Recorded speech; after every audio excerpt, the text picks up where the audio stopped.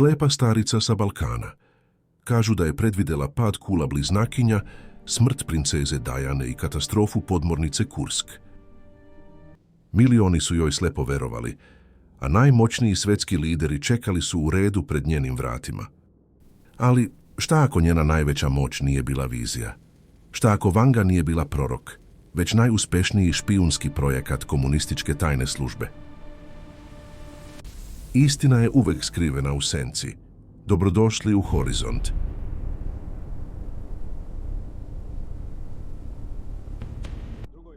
Sedamdesetih godina Bugarska komunistička država shvata neverovatan potencijal. Vanga postaje prvi i jedini državni prorok na platnom spisku. Institut za sugestologiju je osnovan samo zbog nje. Kako je nepogrešivo znala detalje iz vašeg života? Pre nego što biste uopšte stigli do nje, taksisti, konobari i recepcioneri hotela bi kroz neobavezan razgovor izvlačili informacije od vas. Svi oni su radili za državnu bezbednost. A kada biste konačno seli pred nju, niste znali da su u zidovima prostorije skriveni mikrofoni. Tajna služba je slušala svaki vaš strah, svaku tajnu i koristila je kao oružje.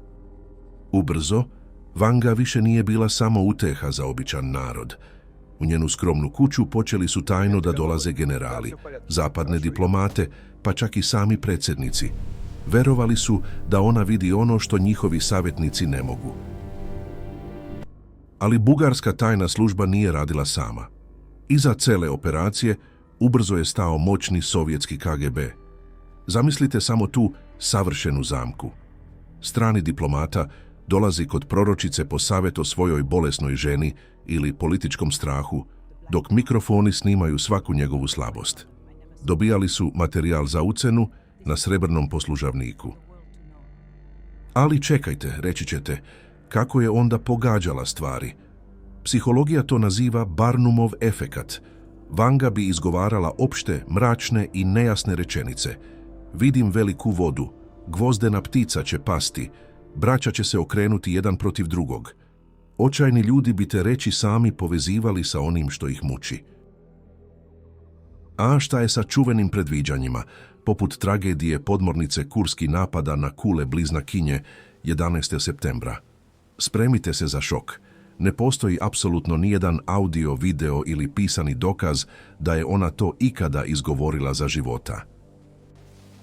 Otkud onda te priče? Fabrikovali su ih jeftini ruski i balkanski tabloidi godinama nakon njene smrti. Trebao im je senzacionalizam da bi prodavali novine, pa su izmislili proročanstva nakon što su se događaji već desili.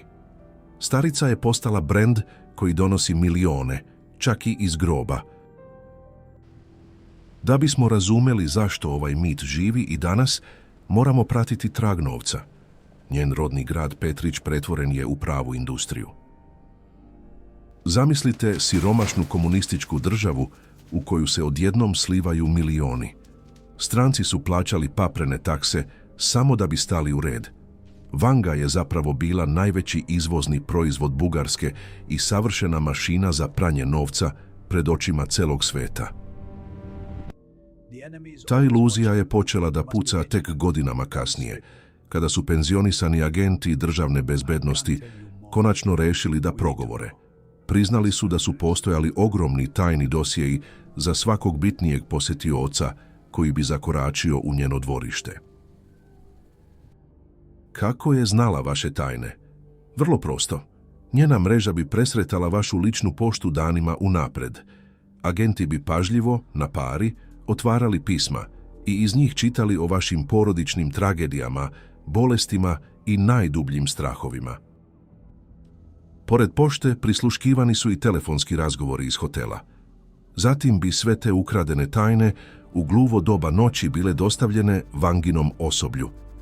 Ujutru biste vi seli pred nju, ubeđeni da je njeno znanje božansko, a zapravo ste bili žrtva špijunaže. Mnogi vernici misle da je njen dar bio od Boga. Međutim, tabloidi strogo kriju činjenicu da je pravoslavna crkva oštro osudila njen rad. Sveštenici su prisustvovali njenim seansama i ono što su tamo vidjeli nazvali su čistim okultizmom. Prema svedočenjima očevidaca, Vanga bi tokom vizija padala u jeziv trans. Menjala bi boju glasa u dubok, neljudski ton, gubila kontrolu nad telom i mrmljala reči koje ni sama nije razumela. Za crkvu to nije bio sveti prorok, već demonska pojava. Tabloidi vam serviraju samo ono što se navodno ostvarilo. Ali šta je sa stotinama proročanstava koja su bila potpuni promašaj? Vanga je tvrdila da će 2010. godine početi Treći svjetski rat upotrebom nuklearnog oružja i da će Europa ostati potpuno prazna. Predviđala je da će vanzemaljci uspostaviti kontakt sa nama do 2022. godine i da će ljudi pronaći univerzalni lek za rak pred 20 godina. Ti katastrofalni promašaji se namerno brišu iz njenih zvaničnih biografija kako bi mit ostao netaknut. Dodajmo na to i njeno lečenje. Često je teškim bolesnicima prepisivala besmislene mešavine trava umjesto pravih lekova. Koliko je ljudi zapravo umro jer su slepo slušali nju umjesto doktora, tajna služba je zauvek izbrisala iz evidencije. Njen posao nije bio da leči, već da fascinira i drži narod u zabludi. Kada se 1996. godine ozbiljno razbolela i približila kraju, oko njene postelje nije bilo duhovnog mira. Umjesto toga, vođena je surova i prljava borba između političara, biznismena i bugarske mafije oko njenog ogromnog bogatstva i imanja.